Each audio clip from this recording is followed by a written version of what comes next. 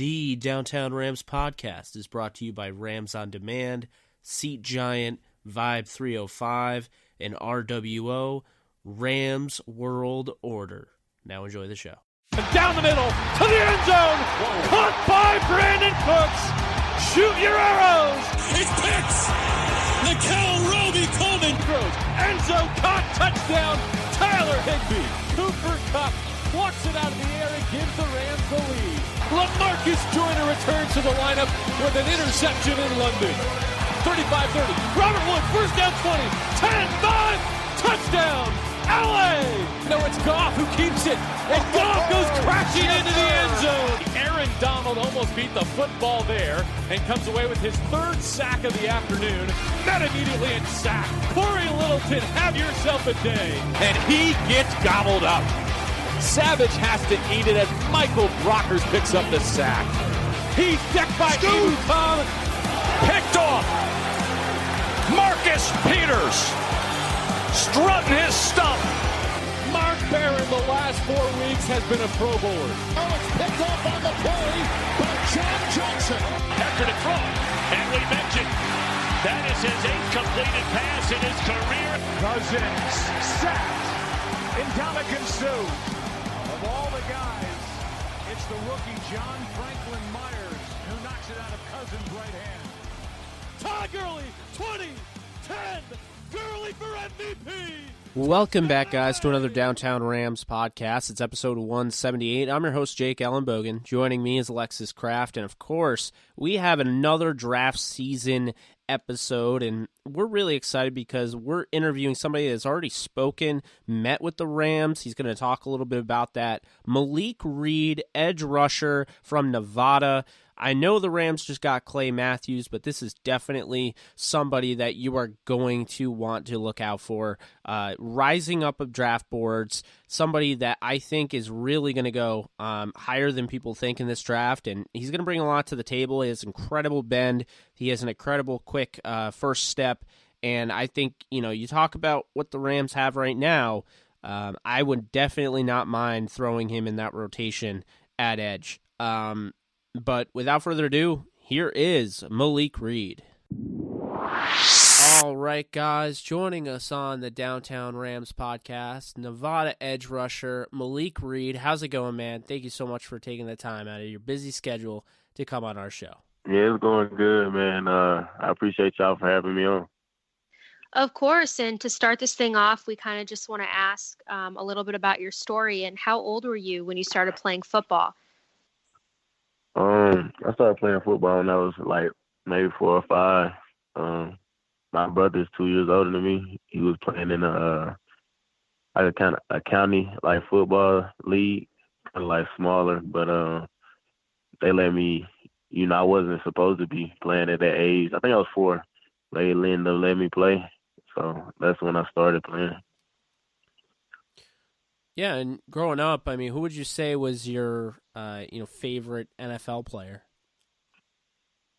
I like Ray Lewis a lot growing up, just because of, them counting him out from the start, like saying that he was not big enough, he wasn't fast enough, that he wasn't going to, turn out to be a Hall of Fame player, or he's turned out to be, just to turn all that negativity that, was put against him and to turn it into something positive was just like an amazing story, and definitely a motivation. Yeah, and of course you grew up and you played football throughout high school, and then when it came time to play in college, what was the main factor in you choosing to play your college football at Nevada?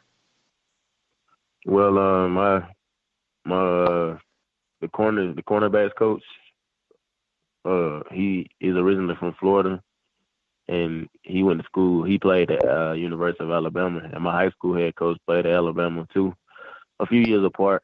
But they were connected somehow. Got a chance to get me out there on a visit. Got a chance to see the facilities, see the football field, see campus, and I just felt like that's what God wanted me to be. So that's why I ended up going. Yeah, I love it. I think it's always really cool to get an idea of, how someone came to, a specific school. I know it's always about, being comfortable and finding, where your best fit is. And I mean, I would definitely say Nevada was not a bad spot for you. You had a lot of success there, but first and foremost, you ended up redshirting. And I always find it interesting because, it's a different experience in its own. And I don't know, it's something you probably never have been through before. So, talk a little bit about that experience, redshirting your first year. I mean, it was tough. I don't think anybody wants to come in, sit out a year and have to wait to play. But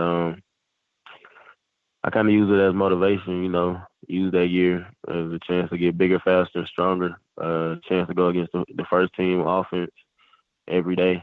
So just trying to go out there and, improve and go as hard as I could to, get everything out of, each and every day that I went out was my focus.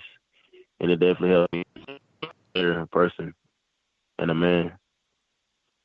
Yeah, definitely, of course. And, your redshirt freshman year, you saw action in all 13 games. Sophomore year, you started every game and finished the season earning second team All-Mountain West honors. Junior year, you were selected to the first team. Senior year, you were named captain. I mean, what was the process like, throughout your college career, and do you, of just building on your success, and how do you think that that's going to help you translate to the NFL?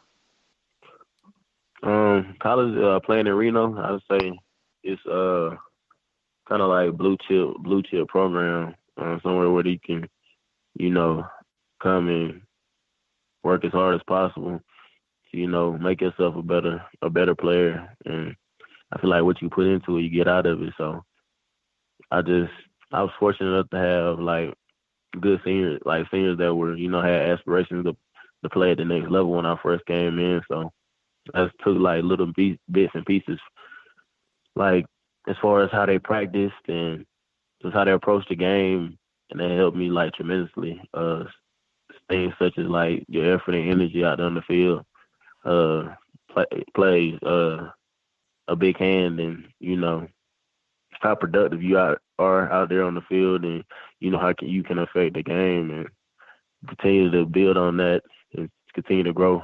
Because once they were going, I had to take it upon myself to be that guy that's continue to bring that energy and effort, and try to get other guys to come along with me so we can be successful as a group. And I definitely feel like that's something that I can take to the next level. I mean, that takes no talent to give effort and energy every play. And I definitely feel like that can, help me become an even better player at the next level. Oh, yeah, most definitely. And, obviously you played in a ton of games that were very meaningful at Nevada. And I want to ask you, is there one game that really stands out as the favorite game that you played in? Yeah, I would have to say last year when we played San Diego State and beat them. That was my first time ever beating San Diego State when I was playing in a game. I know we beat them the year I redshirted, but since then we hadn't had a chance to, get a win over them, and we did it last year. And that definitely was a game against Oregon State. Beating a Power 5 school was definitely huge this year. For sure. And, you played against a lot of talented guys throughout your college career. Is there any one player who stands out to you the most?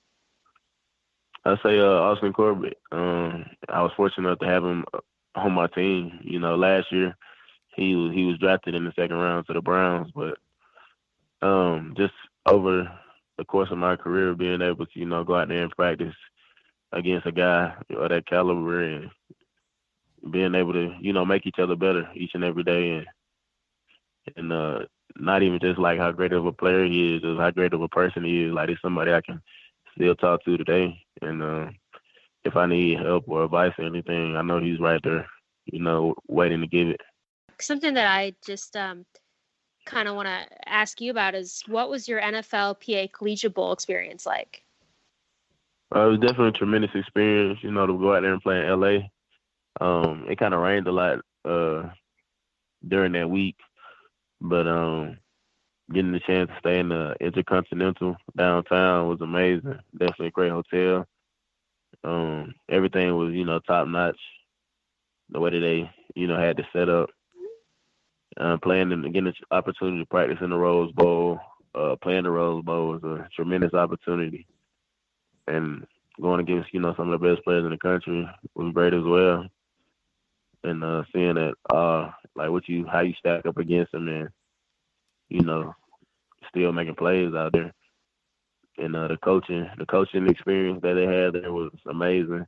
Being able to learn from guys like Chuck Pagano and Malik Reed was just the knowledge and advice that you get from them is second to none. Yeah, for sure. Yeah, of course. And, there are a lot of, tough players that play in that game. Who would you say is the toughest you went up against? I didn't really know any of their names, but to be honest, but the quarterback they had was pretty good. Had Jake Browning from Washington. Yeah, Jake. Yeah, he is a pretty good player, and I watched some tape on him for sure. But you had to transfer over to an outside linebacker from defensive end. It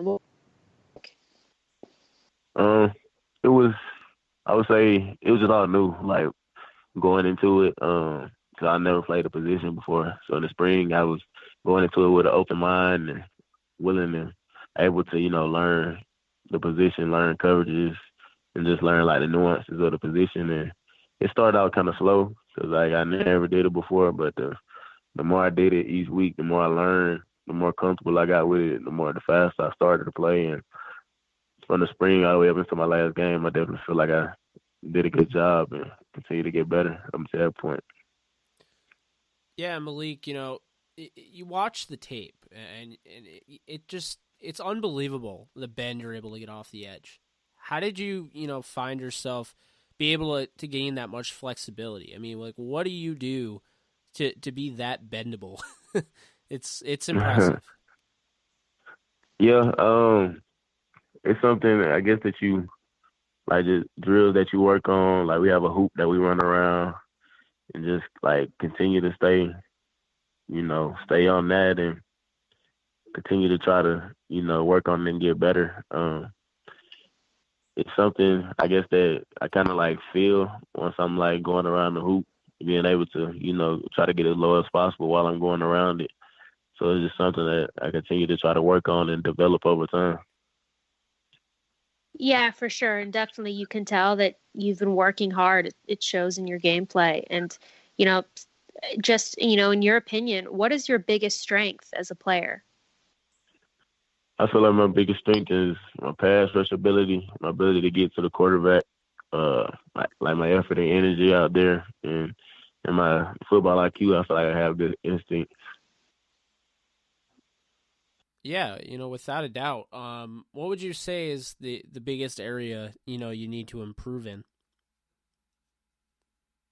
The biggest area I need to improve is probably just get more comfortable in coverage and just the nuances of the game at linebacker, just being more comfortable in it. I definitely got better that 1 year in college, but just continue to learn and keep improving.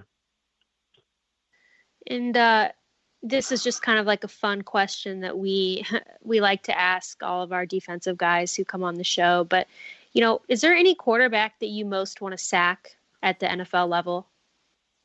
I say probably be Tom Brady. Everyone says that. Mm-hmm. Hey, you got to go after the best.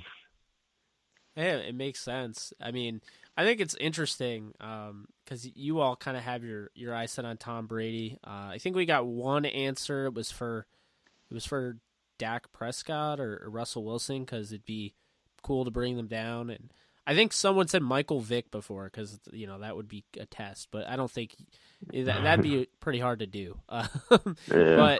But with that being said, normally we ask a player if they've met with the Rams, but since it was reported that, you have, and basically you had a visit with them or going to visit with them, can you tell us, if you can, who you met with and what the overall experience was like?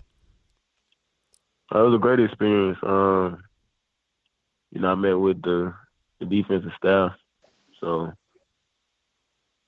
Coach Phillips, Coach Shula, and Coach Barry.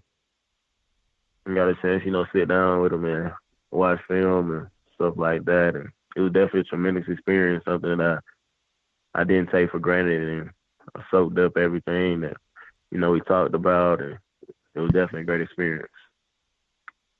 Oh, yeah, I bet. Yeah, and we certainly love to hear that you met with them because we like you a lot, and we're obviously Rams fans. So it makes us excited to hear that. And is there anything about you that no one would really know about you that you'd want to share with our listeners that you think that they should know? Just something about you as a person. I just say that I'm willing to, work for everything that, I want. And I know that without God, that none of it would be possible. And I wouldn't even be in this situation. So I continue to honor him, whatever I do. And I know that he has a path in my life, and I'll just continue to follow that wherever it may lead. Yeah, absolutely. And yeah, I do want to get your take. This is something I always forget to ask, but I really am curious to know, as a rookie coming in the NFL, not knowing where you're going to go in the draft, what is your biggest goal heading into your rookie year? Just to make an impact. My goal is not to, just say that I made, that I've been there, that it's something that I did. I want to, have success, like make an impact wherever it may be, wherever the coach wants me to do, to come in, help the team win games. That's my goal, and that's what I want to do. For sure. And, we kind of touched on this, but just to wrap things up, in your own words, who is Malik Reed the person, and who is he as a player? Malik Reed the person is, kind of quiet to himself, kind, can be a people's person, but afraid to be on his own as well. And he, always willing to help anybody, no matter what it may be.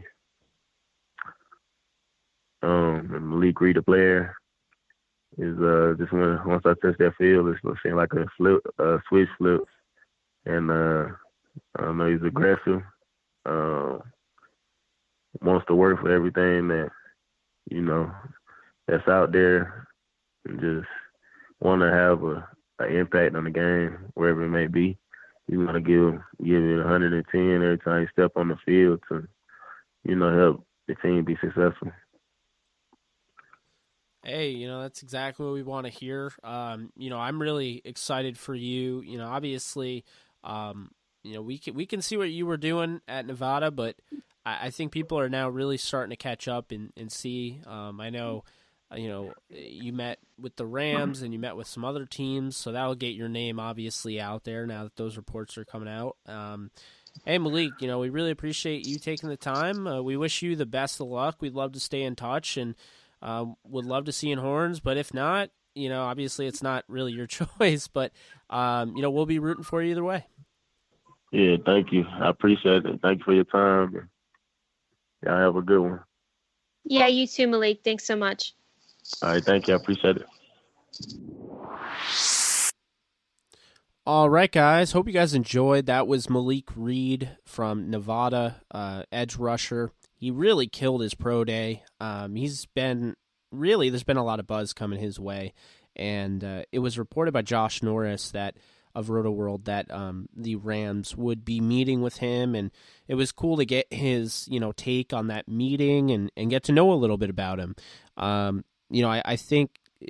I hope you guys came away happy with that interview. We came away pretty happy with the interview, and Malik seems like such a great guy. So obviously, if he becomes a Ram, we'd love to have him on here again. And even if he doesn't, maybe have him on here, if he's going up against the Rams or something. But I do want to switch gears a little bit. It's a shorter podcast today, but we started off, with the Nevada edge rusher Malik Reed, and And now I kind of want to shift gears a little bit, of course. The Rams signed 3 free agents so far that weren't on their team last year. Eric Weddle, we talked about that already.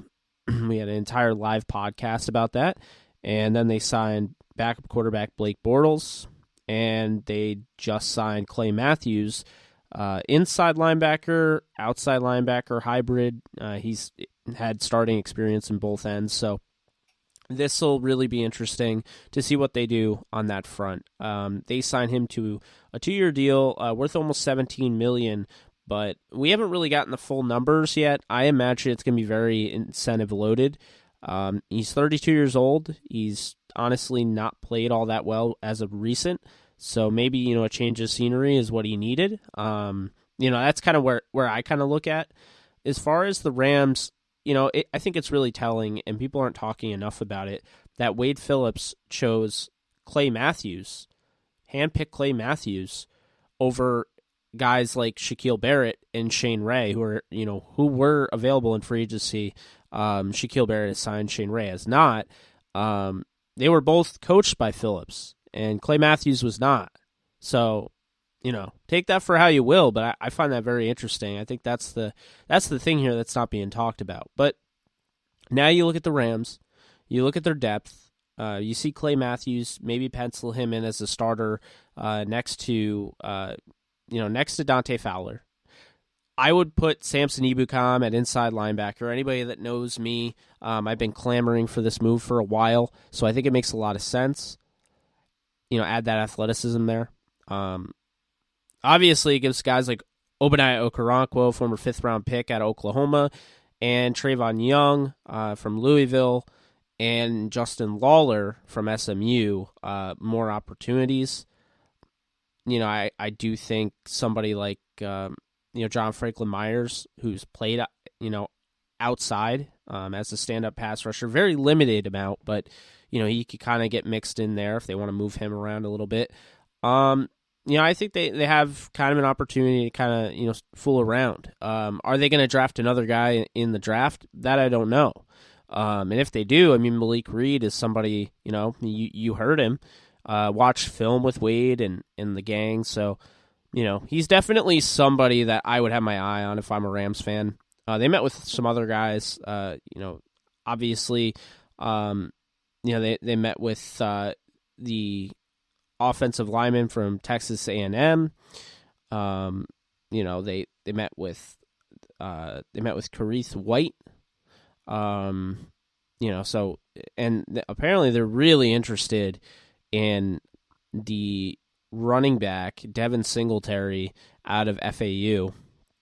So that'll be something. But I just think the Rams, what they're doing, and you may have heard me say this on the Locked On Rams podcast with Bear Motter and, of course, Alexis Kraft, but, it's pretty straightforward. The Rams do not want to reach on anybody in this draft. They don't have a second-round pick. It goes to the Kansas City Chiefs in, response to getting Marcus Peters.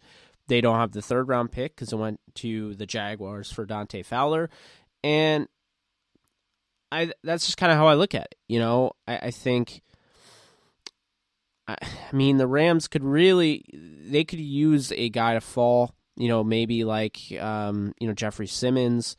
If he's there, that'd be huge. That'd be a great get at 31. You have to realize he's not going to be available, immediately. This is somebody you're probably going to have to redshirt, or if he plays, he's only playing in the playoffs. But when you're the Rams, you kind of have to look at yourself and think, this is a playoff caliber team easily. This is a Super Bowl caliber team. They proved that last year. And, I think somebody like that makes sense. Ja'Kai Polite, I think, is less likely now because of the signing of Clay Matthews. I think the Rams kind of told you what they're doing in the draft, more so than I expected. First and foremost, the pickup of Eric Weddle kind of limits the amount. And here's the thing. Keep in mind, 2-year deal, right? So... 2-year deal for Eric Weddle, 34 years old, somebody that plays with, great talent. He's extremely intelligent, and he's consistent. So, he's somebody they have for 2 years now. kind of takes off the pressure to draft a safety early on in the draft, right? So if I'm a Rams fan, I'm keeping score at home, taking Adderley off the board. I'm taking Chauncey Gardner-Johnson off the board. I'm taking Taylor Rapp. I'm taking all the top safeties, right? I think they're going to look at the not lower tier, but I think that they're going to look at Amadi from Oregon. I think they're going to look at Worthington, who I've mentioned plenty of times, from Colorado. I think they'll look at, somebody like Darnell Savage, Will Harris from Boston College. Those are guys that I see happening. Even the smaller school guys, I could definitely see him going out. I believe his name is Chris Johnson from Alabama State. I think they could definitely end up doing that. As far as, that's Weddle. As far as the Blake Bortles pickup, that's telling you, hey, we're not going to go out and draft, Tyree Jackson, Will Greer, that tier group of quarterbacks, they're not going to touch. What they might touch is a Clayton Thorson. What they might touch is, I don't think he falls. He might. I don't know. Brett Ripien, they might touch him. They might go after, somebody like Trace McSorley. They might go after Marcus McMaryion, who they met at this, the East-West Shrine Game. They could do that. Michael O'Connor, I think, would be a really nice developmental option. Somebody that's come on this podcast during draft season. And, he's the former backup at Penn State to Christian Hackenberg. So I think it'd be interesting for sure with him. And I think, 6'5" size. He's mobile. He's big arm quarterback. I think that would be a nice little pick up there. Maybe a late round pick, maybe even a UDFA, but, I think that's what they're looking at. Maybe, if Gardner Minshew falls down the board, I think they could look at him. I think they like him a lot. They've met with him twice. He told us, at the Senior Bowl. So, I think they're just kind of out of contention for the top, the next tier after the top tier of quarterbacks. So that's what the Blake Bortles signing should tell you. And maybe, they're more in the market to bring back Luis Perez. That could also be another reason. Another thing here. So, we talked about those two. What is the Clay Matthews linebacker position, telling us? Well, it could tell us multiple things. And here's the issue. We don't know if Clay Matthews is going to play inside backer, if he's going to rush the passer, what he's going to do. He's done both, So is he going to rush the passer off the edge? Is he going to be, kind of a weapon that, Wade Phillips uses ever so, I don't want to say sparingly, but uses, obviously not here and there because they're paying him. So honestly, I couldn't even tell you, how they're going to use Clay. I'd imagine he's going to start or he's going to share time with Samson Ebukam. So with that being said, if they are, they're using him at inside linebacker, then I think the Rams will probably not draft a linebacker until late and stick with Micah Kiser. However, if the Rams are looking at, even so, if they're looking at, say, Samson Ebukam to fill in at inside backer, they're telling you, hey, Micah Kiser's not ready, and we're probably going to consider drafting a linebacker, but not too early, depending on the severity.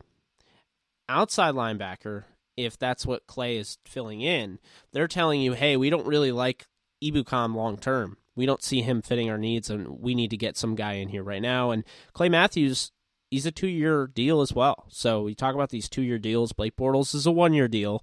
But, those guys are 2-year deals. Very interesting. I think overall, I think the Rams are going to want to go best player available for their board. But I don't know if they will. I think, that's really how you use your free agency. You fill your needs, and then you attack, you attack depth. You attack, you never want to reach for the stars to grab your need. You don't want to be like, oh, well, the best safety available is, 4th round grade we have, and we're picking the 1st round. We need, a safety that we have 5 years of control for. Like, no, it doesn't work that way. So, I think the Rams made a smart decision to get those three. Clay Matthews, I feel like really needs to prove himself. I think he's more name than talent right now, and that's okay. I mean, as long as he changes his ways in LA, there won't be an issue. But the thing to keep in mind is Connor Barwin was kind of the same Band-Aid move, and he was really bad for the Rams, like really bad. Didn't set the edge well. His athleticism was a serious issue, total liability in the run game. And he wasn't really much of a somebody that put pressure on the quarterback, even though the irony is that he hit Marcus Mariota, forcing in a game-winning, fourth, I believe it was an incomplete pass.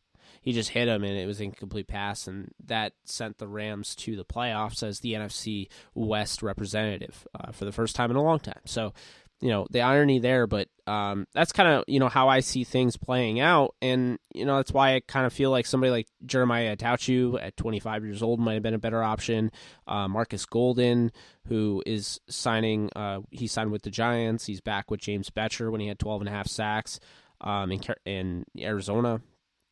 I think Shaquille Barrett was kind of a no-brainer, and then you saw, I thought he was a no-brainer for $7-8 million, but then you see the money at $5 million, and kind of makes you wonder what is going on.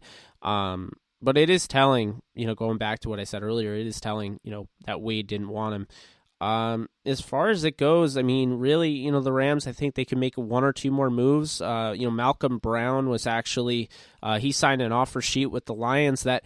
I hate to tell you this, guys, but, anybody saying not to match, I don't know what they're talking about. I mean, Malcolm Brown, forget about how good he is, and I think he's a very good running back that could get starter, time somewhere else. But Malcolm Brown, his original tender actually puts him at more this year. The Rams would pay more for him than the Lions put out there for that offer.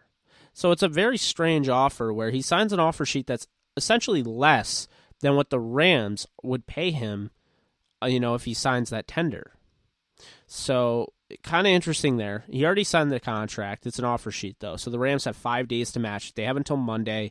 To me, I think it's a no-brainer. I think the Rams have to match it. Not even $2 million a year, and you get, 2 years of Malcolm Brown locked up. I think that's a smart idea, especially because they haven't offered C.J. Anderson yet. But the best part of this, and I brought this up on Locked On Rams, is look, Detroit is like, okay, we're dictating this now. Now this will kind of, push the Rams forward. If they have to make a move, they'll make the move. If they're, this will give them the opportunity to kind of check in with C.J. Anderson's representatives and see if, they want to get a deal together because they prefer him to Brown or vice versa. So I think this is a great idea. The Lions obviously just want a running back that they like, and that's why they signed him to the offer sheet after he met. But the Rams, I mean, this is great for the Rams because this is going to kind of kick them in gear. I mean, this could really start the rest. I mean, now that they're kind of getting everything down to the wire, I think this is really the interesting thing of it all. So I think the Rams, they're not done making moves. I don't think they're going to make any blockbuster moves. If they trade their first-round pick, like I said, I think it's going to be Jadeveon Clowney, but I don't see them trading the first-round pick, and I don't really see Jadeveon Clowney anymore. I just think if they were to do that, it'd be for a big name like that. Problem is, I think at edge, whether or not you think that they're ready to compete as a Super Bowl contender, rushing the passer off the edge, it doesn't really matter. It matters what they think, obviously, and I think, their outlook is that we just spent all this money on Clay. He spent this money on Fowler. They want to ink Fowler long term, so I think edge is pretty much full at the moment, with Ibukam and Okoronkwo and Trayvon Young and Justin Lawler, so I think that'll be interesting. So what does that mean for the Rams in the draft? I think it means that their needs aren't really needs anymore. I mean, really, everything that we keep hearing, the Rams keep, putting out there on the Rams site is, quite honestly, they're okay with Brian Allen and, Austin Blythe and Joe Noteboom being, the interior of this offensive line. And whether or not, you're ready for that or not, they seem to be. Now, this is also considered a potential smokescreen. I think they love Joe Noteboom, and I can tell you, I love Joe Noteboom as well. I think he's going to be a great left tackle. But right now, 31, if I'm the Rams, I pick Dalton Reisner if he's there. Look, can play all 5 positions if asked. He could play center. Can definitely play 4 out of the 5 positions very well. I think this is somebody that can end up being like Zach Martin. He wants to play right tackle, and I don't blame him, but I think really he wants to play right tackle, but he'll play any position. And I think really he's going to dominate as a guard. So I see a lot of Zach Martin. I see a lot of Marshall Yanda, and I think he could end up being an absolute steal at 31. And it makes a lot of sense because the moves that the Rams are making make me wonder. Rams didn't really like the offensive line market. And also take this into account. I mentioned Jordan Mills. I mentioned John Miller. I mentioned Ryan Groy. But, the Rams have familiarity with those guys due to their connection with Aaron Kromer, and the Rams signed none of them. They didn't even visit with them. Groy in the past, but, they haven't even done, anything with Groy, a guy that they signed an offer sheet with 2 years ago. So I think that's very intriguing, very interesting, and, I think they are kind of gearing up for an offensive line-minded NFL draft. Now, I don't think it's going to be all offense. I think they're going to start with maybe 2 offensive linemen and then kind of work their way, get a developmental safety, and not really developmental, somebody they can play right away, but he doesn't have to start. And I think that's what you're getting in somebody like Evan Worthington, who I think could start. Don't get me wrong, but I think Worthington's value late 3rd, early 4th. I think the Rams could definitely snatch that up. Maybe grab another pass rusher later on in the draft. Maybe look at a late round quarterback. Maybe even look at a receiver or a tight end. The way they're gearing themselves up is, I wouldn't be surprised. We talked about the Rams getting T.J. Hawkinson before. I don't think Hawkinson's going to fall that far anymore. I just think he's done too much for his stock, and I'd say the same thing about his buddy over there in Iowa. Noah Fant, but I do think that the Rams could kind of be open to whatever. Will they draft a running back is the question. If the Rams let Malcolm Brown go, don't think it's because 6th-round pick John Kelly. Think maybe because they like somebody like a Devin Singletary who they've talked with 3 times now, and they're meeting, private visit, and all that. You can't discount that. So. I just kind of wanted to throw that all out there. We haven't recorded a podcast in a while, so figured I would throw one out there. We awesome interview. Really appreciate Alexis as always.